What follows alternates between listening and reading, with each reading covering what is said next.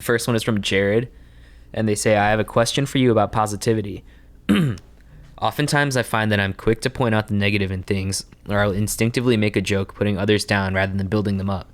I recognize how detrimental this is to my relationship with others, and is something that I've always wanted to change. Since I found Charisma on Command over a year ago, learning to be more positive has been my biggest focus. I started listening to speakers like Tony Robbins and John Gordon, started meditating, and have tried to make a conscious effort to find the positive in things. However, I seem to have hit a wall in my growth, and no matter how hard I try, I cannot seem to get rid of that negativity. Whether it be through instinctive thoughts or actions, or even just the way that I word statements, saying that I have to do something versus that I get to do it, whenever I allow my subconscious to take over, negativity comes out. I was wondering what advice you can give me to get over the hump to live my life as a mostly positive person. I understand that no one can be positive 100% of the time, but even just 51% of the time would be a major improvement for me. Any books, exercises, or really just anything that can teach positivity would be helpful. Okay. This was me, bro. That was my Wiggle and Eye feedback. Mm-hmm. Hey, you're kind of a dick. You're very sarcastic. All your jokes are negative. I think the first thing I would say, because I had an answer formulating, and then as your question kept going, I have a revision to what I was going to say, which is cut yourself a little bit of slack. I think that it sounds really nice, this whole I get to do something versus I have to do something. But you're in your culture, which has its own colloquialisms. Like, for you to take things that you don't necessarily want to do and make it so that every time it happens, you say, I get to take out the trash, I get to pick up dog poop, is very, very hard. I think the idea that I want to become less sarcastic, make my jokes less cutting, have a more positive sense of humor, like, that's great and helpful and doable. I never want to slip up and say I have to. I don't think that's possible. And also, I'm honestly not even the 80-20 in my opinion. So that's just my first bias. It's like, cut yourself slack. I know you said you don't want to do it 100% of the time, but yeah, just because you hear yourself say I have to doesn't mean you need to take out the self-whipping thing in your brain. In terms of humor, I think that the most beneficial things I've done personally, one, I tried to spend time with people who had the sense of humor I wanted. So I tried to not spend time with people who were very cutting and sarcastic and mean to people. And I mean, my fraternity was perfect for it. There's 26 people in my pledge class. One of the biggest dicks I ever met was in my pledge class, and some people thought he was really funny. One of the most positive people I ever met in my life was in my pledge class. And I was just like, all right, I'm going to try to spend time with that guy, be around him, hear his jokes, and just naturally you'll start to, I think, shift to it's a cliche at this point. Like, the 5 people you spend the most time with are going to inform your personality to a large degree.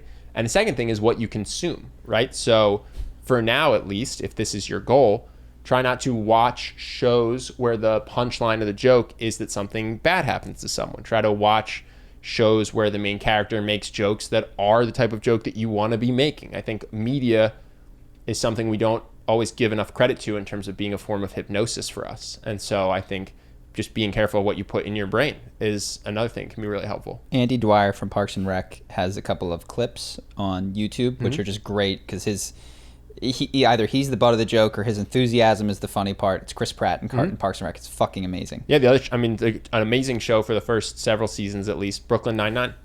That got Jake Peralta is goofy and funny and is comfortable with things not going his way.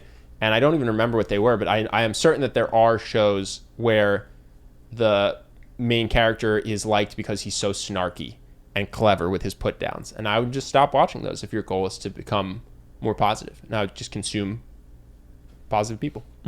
Anything else? Yeah, so I think there's 2 levels, and the first is what Ben kind of talked about, and this is true of, I think, any sort of change that you want to make. The first, fastest, and it ought to be the first way, is on the behavioral level, which is exactly what you addressed, and that can be influenced by what you surround yourself with.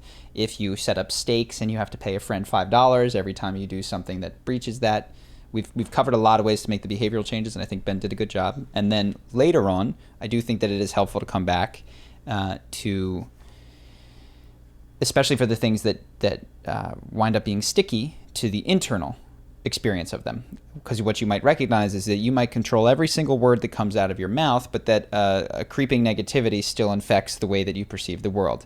And that cannot be rooted out by changing just your behavior. That at some point is going to require introspection. And for that, all of the tools that we mentioned for introspection, which I won't drone on about here, but we've talked about psychedelics. If you want to check out the Emotional Mastery course, you could read books by Byron Katie, Eckhart Tolle.